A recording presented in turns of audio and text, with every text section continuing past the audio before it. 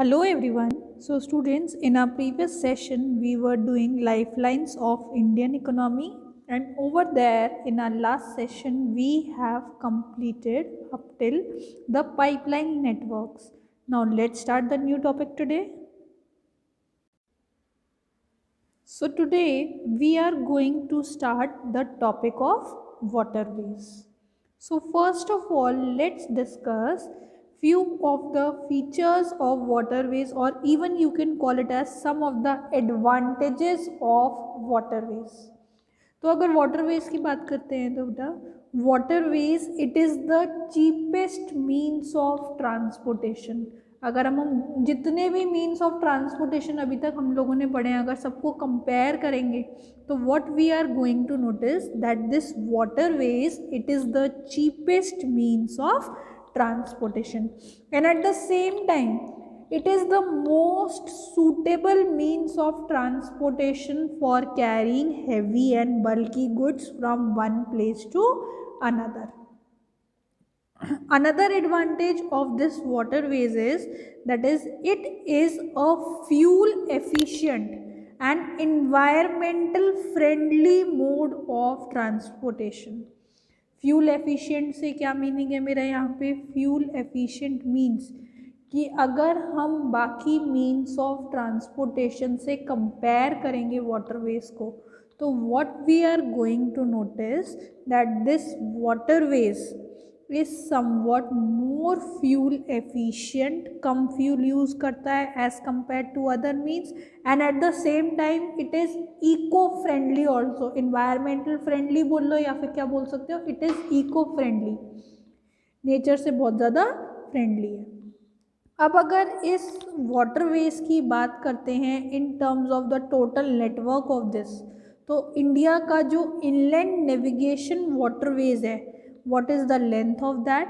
The length of that is 14,500 kilometers in length, and out of this total length if we are talking, so just 3,700 kilometers those are navigable by the mechanized boats.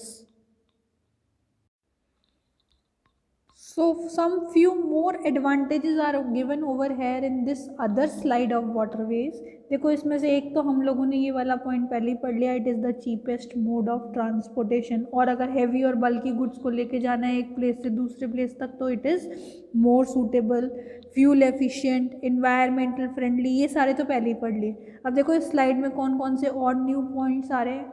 In terms of maintenance, cost of maintenance की अगर बात करेंगे waterways की, तो it is having low cost of maintenance, and at the same time it is also enhancing the tourism industry in our country.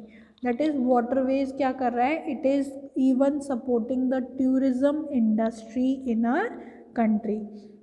Then the trade activities which are there, that is import and export, the two most important components of trade. कौन कौन से होते हैं the two most important components of trade? That is export and import. अगर export और imports इन दोनों की बात करें तो what we are going to notice that this waterways it has done what? It enhances the trade activities which are carried out in our country.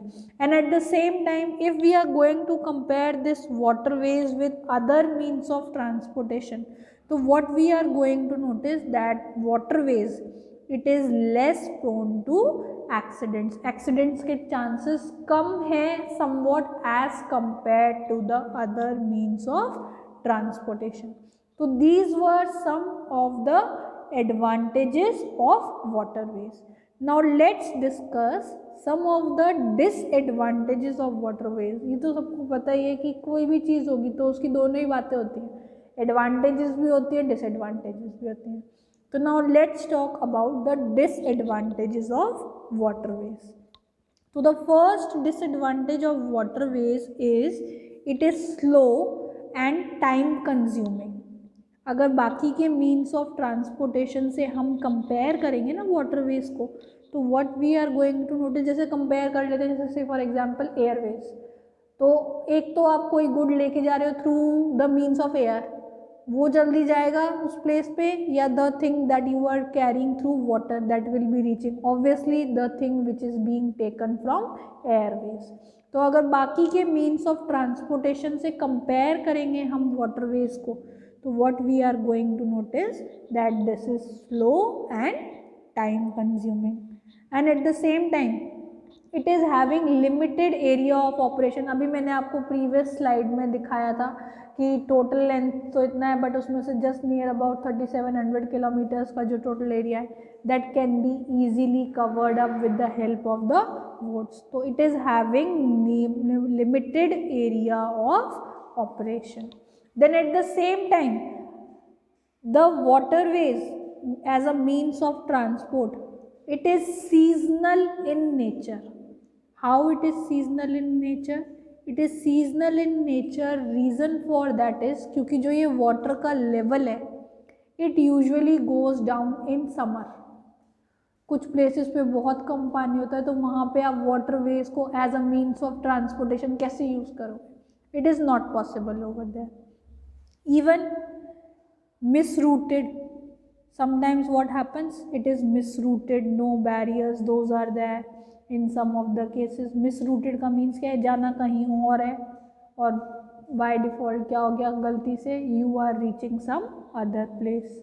river course changes, obviously ये तो है नहीं कि river एक direction से flow कर रहा है तो every time throughout its life it is going to be like that। River का जो कोर्स है इट माइट इवन चेंज, क्योंकि रिवर में तो कंटिन्यूसली क्या हो रहा है, various depositional activities those are taking place. तो उस डिपोजिशनल एक्टिविटीज़ की वजह से क्या हो सकता है, रिवर का जो डायरेक्शन है उसमें चेंज आ सकता है, उसका जो कोर्स है उसमें चेंज आ सकता है। तो it is also another disadvantage in terms of waterways. And at the same time there are chances of water pollution and effects on aquatic animals, that is oil spills.